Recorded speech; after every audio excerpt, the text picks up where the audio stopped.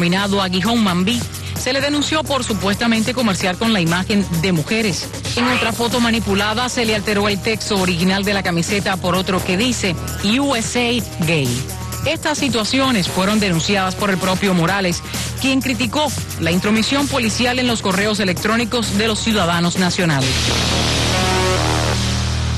Bueno, ahí tienen las imágenes. Haces la denuncia, Ernesto, ¿qué pasa? ¿Qué pasa a partir de la denuncia o qué pasa que yo hago la denuncia?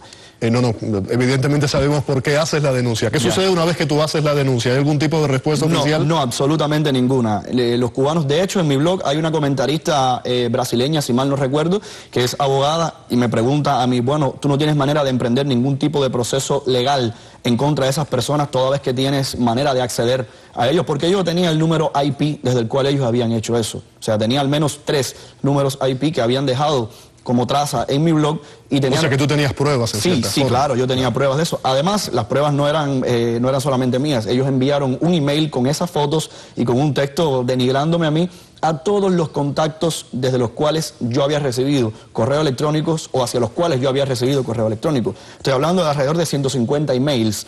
Entonces todas esas personas desde luego probaban que lo que yo decía era cierto. Sin embargo, no había manera ninguna de emprender un proceso legal en contra de ellos porque se trata del aparato de seguridad del Estado y bueno, son personas literalmente intocables, como yo digo en un post. O sea, cualquier juez de cualquier tribunal se habría reído de mi denuncia en caso de que yo quisiera hacerlo.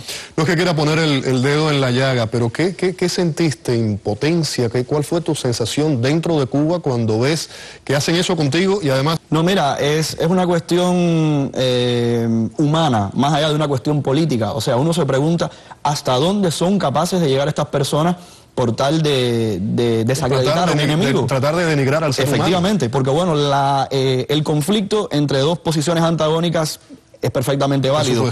Pero ¿hasta qué punto usted está dispuesto a llegar por tal de desacreditar a su enemigo? Se debe resolver a otros niveles. Efectivamente. Entonces en Cuba, como no pueden atacar el mensaje, atacan al mensajero. O sea, como no pueden negar las cosas que se publican, como no podían negar de cierta forma lo que yo estaba publicando, los análisis, los reportajes que yo estaba publicando, dijeron, bueno, vamos a desacreditarlo. En este caso eligieron un tópico bastante, ¿cómo decir?, bastante burdo. Claro. Porque vamos a ver, o sea, a suponer que yo hubiera sido efectivamente gay, eso no desacredita en lo más mínimo el mensaje de mis publicaciones.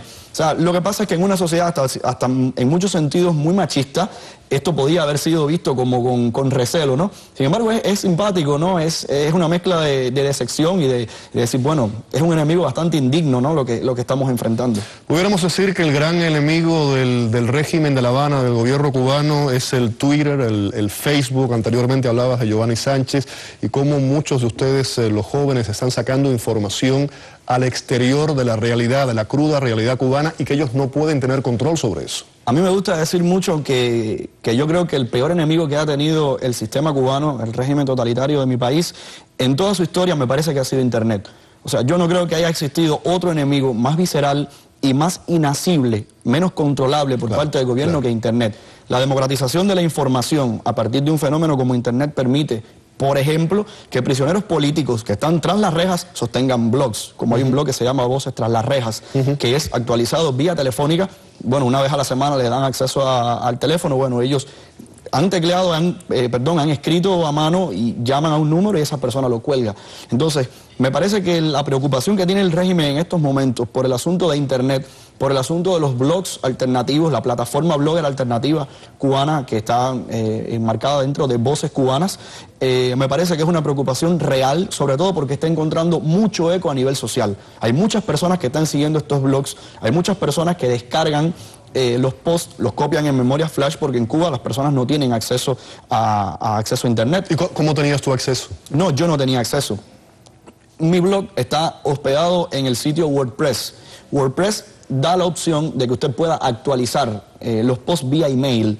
O sea, yo solamente con un email desde cualquier lugar de Cuba, un email con acceso internacional, efectivamente, yo podía actualizar mi blog o dárselo a algunas personas que sí tenían una conexión clandestina y que pudieran en algún momento, con determinados trucos que se hacen en Cuba, publicar eso en mi blog. Bueno, hablando de esos trucos que se hacen en Cuba, yo quiero que me hables, que me expliques, si no quieres dar nombres, no hay que dar nombres, pero por ejemplo, miembros de la Unión de Artistas de la UNEAC tienen el derecho de recibir 80 horas mensuales de acceso a la Internet, y muchos de esos jóvenes estaban dispuestos a vender esas horas. ¿Cómo era ese trueque? No solamente miembros de la Unión Nacional de Escritores y Artistas de Cuba, sino también miembros de la Unión de Periodistas de Cuba, UPEC, y otras organizaciones, digamos, artísticas o profesionales que están teniendo en estos momentos un acceso muy precario, muy controlado, súper controlado, pero que sí están teniendo por estímulo. ¿Esas 80 horas de acceso es por persona? ¿Cómo es eso? Sí, por ejemplo, un periodista que trabaja en un 80 horas cada qué tiempo? Mensual. Mensual. Sí, 80 horas al mes. Por persona. Por persona, sí. Esas 80 horas están destinadas específicamente a contrarrestar, entre otras cosas, las posiciones alternativas de esta plataforma de blogs alternativos, de las personas. Y como el que hizo la ley hizo la trampa, lo que hacen es que lo venden. Efectivamente, pero ¿qué sucede? Que esos cubanos son también seres humanos con todas las carencias que tienen la mayoría de los cubanos que no están en la élite del poder en Cuba, y también son personas que tienen un salario muy precario, que no les da apenas para comer. Entonces sí, muchas veces entran en arreglos, lo mismo con ciudadanos comunes y corrientes que quieren tener una conexión a Internet en su casa, le instalan esa conexión a Internet en sus casas y bueno, le cobran un arreglo en dependencia del determinado número de horas que le vayan a vender. Bueno, de mis 80 yo te voy a dar 40, o te voy a dar 30, o te voy a dar 20, y arreglan ese precio. De hecho, dicho sea de paso... ¿Hay una cantidad específica por hora? Como... Es alrededor de $1 convertible la hora. $1 convertible la hora. O sea, el arreglo de los que he tenido conocimiento es, por ejemplo, de 40 horas, 40 pesos convertibles, o 10 horas, 10 pesos convertibles, que dicho sea de paso es una cantidad altísima en Cuba, teniendo en cuenta que los salarios en Cuba son alrededor de 12 pesos convertibles cada mes. Ernesto, eres un hombre joven, inteligente, acabas de llegar de Cuba, sabes lo que siente, lo que está viviendo el cubano de a pie, como se dice.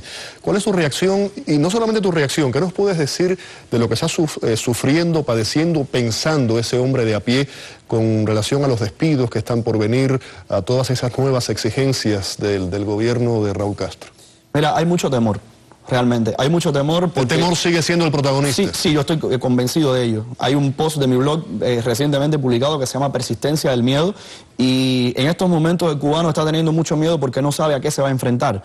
O sea, en Cuba, a lo largo de todos estos años, un problema que hasta el momento no había estado ocurriendo eran los despidos. Los cubanos tenían trabajos que no servían de nada, pero por lo menos tenían trabajos. Estaban ahí. Efectivamente. Ahora el cubano no tiene conciencia de lo que le espera de ahora en adelante, no tiene conciencia de cómo va a poder empezar a sobrevivir. Dicho sea de paso, para mí también es una incógnita. O sea, yo no tengo un concepto de qué es lo que va a empezar a suceder, porque el gobierno está pretendiendo liberar la carga entre comillas, una carga que ellos habían impuesto al centralizar todas las operaciones económicas, pero entonces no están dando alternativas reales de que esas personas puedan sobrevivir. O sea, es la principal paradoja. O sea, el Estado está diciendo, bueno, no podemos seguir manteniendo personas que no producen. Muy lícito, todos los gobiernos del mundo tienen que hacer eso. Sin embargo, tú debes crear un sistema, implementar determinadas actividades económicas que le permitan a esos desempleados buscarse la vida por ellos mismos. Ahora, ¿qué lectura le das a eso? ¿Tú crees que esto pueda conllevar con un cambio? Estamos hablando de economía, pero que eso pueda llevar a un cambio político. Bueno, de hecho a mí me parece que la situación más inestable que ha vivido mi país en los últimos años es precisamente esta. ¿Por qué? Porque los regímenes totalitarios han sobrevivido gracias al estatismo.